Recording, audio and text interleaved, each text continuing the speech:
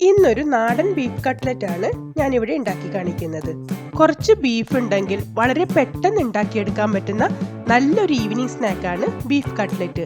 പാർട്ടികളിലോ അതേപോലെ തന്നെ കുട്ടികൾ സ്കൂൾ വിട്ട് വരുമ്പോഴൊക്കെ എളുപ്പത്തിൽ ഉണ്ടാക്കാൻ പറ്റുന്ന ഈ രുചികരമായിട്ടുള്ള ബീഫ് കട്ട്ലറ്റ് എങ്ങനെ ഉണ്ടാക്കുന്നതെന്ന് നോക്കാം. യമ്മി അടുക്കളയിലേക്ക് സ്വാഗതം.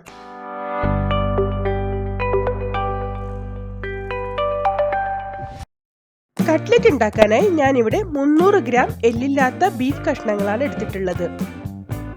അതിലേക്ക് കുറച്ച് മഞ്ഞൾപ്പൊടിയും കുരുമുളക് പൊടിയും ആവശ്യത്തിന് ഉപ്പും ചേർത്ത് ഒരു 10 മിനിറ്റ് ഇതുപോലെ ഒന്ന് മാരിനേറ്റ് ചെയ്ത് വെച്ചിട്ടുണ്ടായിരുന്നു. ഇനി ഇത് നമ്മൾക്കൊന്ന് വേവിച്ചെടുക്കണം. ബീഫ് വേവിക്കാനായി ഞാനൊരു കുക്കറിലേക്ക് ഇട്ട് കൊടുക്കുന്നുണ്ട്. ഇതിലേക്ക് ഒരുപാട് വെള്ളം ഒഴിച്ച് വേവിക്കേണ്ട, ഒരല്പം അടിയിൽ പിടിക്കാതിരിക്കാൻ വേണ്ടി ഒരല്പം വെള്ളം മാത്രം ചേർത്ത് കൊടുത്തതിന് ശേഷം നമ്മൾക്ക് മൂടി അടച്ചു വെച്ച് ഒരു 6 വിസിലൊന്ന് വേവിച്ചെടുക്കണം.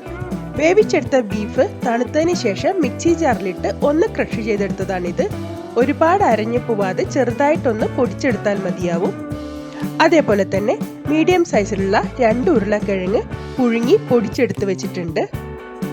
ഇനി നമ്മൾക്ക് കട്ട്ലറ്റിന്റെ മസാല ഉണ്ടാക്കാം.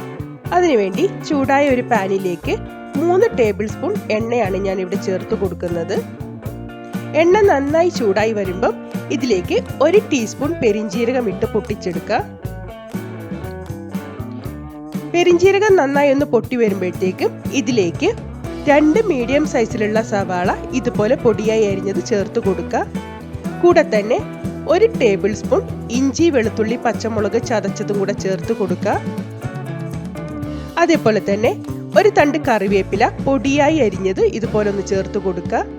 കറിവേപ്പില ചേർക്കുന്നുണ്ടെങ്കിൽ ഇതുപോലെ പൊടിയായി അരിഞ്ഞ് ചേർക്കുന്നതായിരിക്കും നല്ലത്. ഇനി ഇതെല്ലാം കൂടി നന്നായി ഒന്ന് വഴറ്റിയെടുക്കുക. ഇപ്പോൾ സവാളയൊക്കെ നന്നായി വഴന്ന് വന്നിട്ടുണ്ട്. ഇത് മതിയാവും. ഒരുപാട് ബ്രൗൺ ആക്കി എടുക്കേണ്ട കാര്യമില്ല. എന്നാൽ നന്നായിട്ടൊന്ന് വഴന്ന് കിട്ടുകയും വേണം.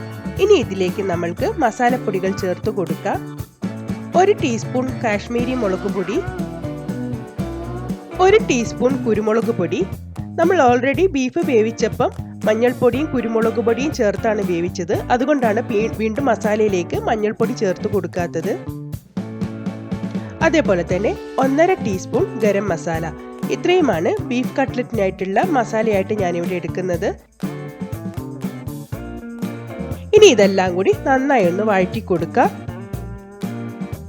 ഒരുപാട് കരിഞ്ഞു പോവാതെ ഇതിന്റെ പച്ചമണം ഒന്ന് മാറ്റിയെടുത്താൽ മതിയാവും. മസാലപ്പൊടികളൊക്കെ നന്നായി മൂത്തതിന് ശേഷം നമ്മൾ നേരത്തെ വേവിച്ച് പൊടിച്ചു വെച്ചിരിക്കുന്ന ബീഫ് ഇതിലേക്ക് ചേർത്ത് കൊടുക്കാം. ഇനി ഇതെല്ലാം കൂടി ഒരു 2 മിനിറ്റ് നേരം നമ്മൾക്ക് ചെറു തീയിൽ നന്നായി ഇതുപോലെ ഒന്ന് വഴറ്റിയെടുക്കണം. ആ സമയം കൊണ്ട് ഈ മസാലയും ബീഫും ഒക്കെ നല്ലവണ്ണം ഒന്ന് മിക്സ് ആയി കിട്ടും. ഇനി ഇതിലേക്ക് നമ്മൾ വേവിച്ചുടച്ചു വെച്ചിരിക്കുന്ന ഉരുളക്കിഴങ്ങ് കൂടി ചേർത്ത് കൊടുക്കാം. ഇനി ഈ ഉരുളക്കിഴങ്ങ് ഇതിലേക്ക് നന്നായി ഒന്ന് യോജിപ്പിച്ചെടുക്കണം. ഇപ്പോൾ ഉരുളക്കിഴങ്ങും ബീഫ് മസാലയിലേക്ക് നന്നായി മിക്സ് ചെയ്തെടുത്തിട്ടുണ്ട്. ഈ സമയത്ത് നമ്മൾ ഉപ്പ് നോക്കിയിട്ട് ഉപ്പ് ആവശ്യമെങ്കിൽ ചേർത്ത് കൊടുക്കാവുന്നതാണ്. ഞാനിവിടെ ഒരല്പം ഉപ്പ് കൂടി ചേർത്ത് കൊടുക്കുന്നുണ്ട്. ഇനി ഫ്ലെയിം ഓഫ് ചെയ്യുന്നതിന് മുമ്പ് 1 കൈപ്പിടിയോളം മല്ലിയില അരിഞ്ഞത് കൂടി ഇട്ട് ഒന്നുകൂടെ ഒന്ന് മിക്സ് ചെയ്തതിന് ശേഷം നമുക്ക് ഫ്ലെയിം ഓഫ് ചെയ്ത് കൊടുക്കാം. അതിനുശേഷം ഇത് തണുക്കാനായി മാറ്റി വയ്ക്കാം. കട്ട്ലറ്റിനുള്ള ബീഫ് മസാല ഇവിടെ റെഡി ആയിട്ടുണ്ട്. ഇനി ഇത് നമ്മൾക്കൊന്ന് തണുക്കാനായി മാറ്റി വയ്ക്കാം. മസാലക്കൂട്ട് തണുക്കാൻ വെച്ച സമയത്ത് ഞാനിവിടെ ഒരു 5 സ്ലൈസ് ബ്രെഡ് മിക്സി ജാറിലിട്ട് ഒന്ന് പൊടിച്ചെടുത്ത് വെച്ചിട്ടുണ്ട്. അതേപോലെ തന്നെ ഒരു ബൗളിലേക്ക് 2 മുട്ട പൊട്ടിച്ചൊഴിക്കാം. ഇനി ഇതിലേക്ക് ഒരല്പം ഉപ്പ് കൂടി ചേർത്തതിന് ശേഷം നന്നായി ഒന്ന് മിക്സ് ചെയ്ത് നല്ലവണ്ണം ഒന്ന് അടിച്ച് പതപ്പിച്ച് വെക്കണം. കട്ട്ലറ്റ് മുക്കാനുള്ള മുട്ടക്കൂട്ടാണിത്. അഥവാ നിങ്ങൾ മുട്ട ഉപയോഗിക്കുന്നില്ലെങ്കിൽ മൈദയോ അല്ലെങ്കിൽ കോൺഫ്ലോറോ കുറച്ച് വെള്ളത്തിൽ കലക്കിയെടുത്താലും മതിയാവും. ഇപ്പോൾ ബീഫ് മസാലയൊക്കെ നന്നായി തണുത്ത് വന്നിട്ടുണ്ട്. ഒന്നും കൂടെ ഒന്ന് കുഴച്ചതിന് ശേഷം നമ്മൾക്ക് ഇതിൽ നിന്നും ഒരു വലിയ ചെറുനാരങ്ങ വലിപ്പത്തിലുള്ള ഉരുളകളാക്കി എടുത്തതിന് ശേഷം കട്ട്ലറ്റിന്റെ ഷേപ്പിലൊന്ന് ഷേപ്പ് ചെയ്തെടുക്കാം. ഞാനിവിടെ ഒരു നേരിയ ഓവൽ ഷേപ്പിലാണ് എടുക്കുന്നത്. നിങ്ങൾക്ക് റൗണ്ടിലോ നിങ്ങൾക്ക് ഇഷ്ടമുള്ള രീതിയിലോ എങ്ങനെ വേണമെങ്കിലും കട്ട്ലറ്റ് ഷേപ്പ് ചെയ്തെടുക്കാവുന്നതാണ്. ഈ ഒരു രീതിയിലാണ് ഞാനിവിടെ കട്ട്ലറ്റ് തയ്യാറാക്കുന്നത്. ആദ്യത്തെ കട്ട്ലറ്റ് ഇവിടെ റെഡി ആയിട്ടുണ്ട്. ഇത് മാറ്റി വെക്കാം. അതേപോലെ തന്നെ ബാക്കി എല്ലാ കട്ട്ലറ്റും നമ്മൾക്ക് ഇതുപോലെ ഷേപ്പ് ചെയ്ത് വെക്കാം.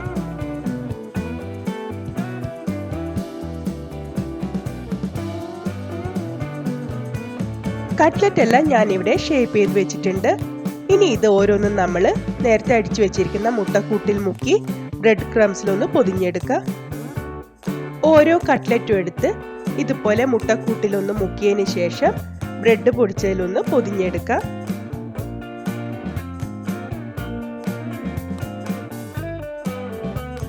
ഇതേപോലെ തന്നെ എല്ലാ കട്ട്ലറ്റും നമ്മൾക്ക് മുട്ടയിൽ മുക്കി ബ്രെഡ് പൊടിച്ചതിൽ ഒന്ന് പൊതിഞ്ഞെടുക്കാം.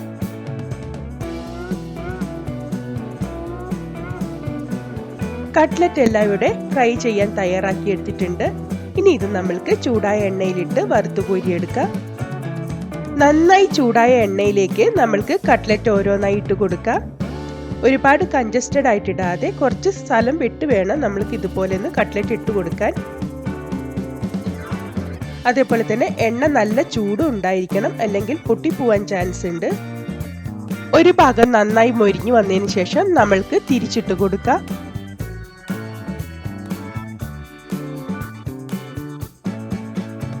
ഇപ്പോൾ കട്ട്ലറ്റ് ഇവിടെ പാകത്തിന് ഫ്രൈ ആയി വന്നിട്ടുണ്ട്. ഇനി നമ്മൾക്ക് എണ്ണയിൽ നിന്ന് കോരി മാറ്റാം. ഇതേപോലെ തന്നെ ബാക്കി എല്ലാ കട്ട്ലറ്റുകളും നമ്മൾക്ക് ചൂടായ എണ്ണയിലിട്ട് വറുത്ത് കോരിയെടുക്കാം.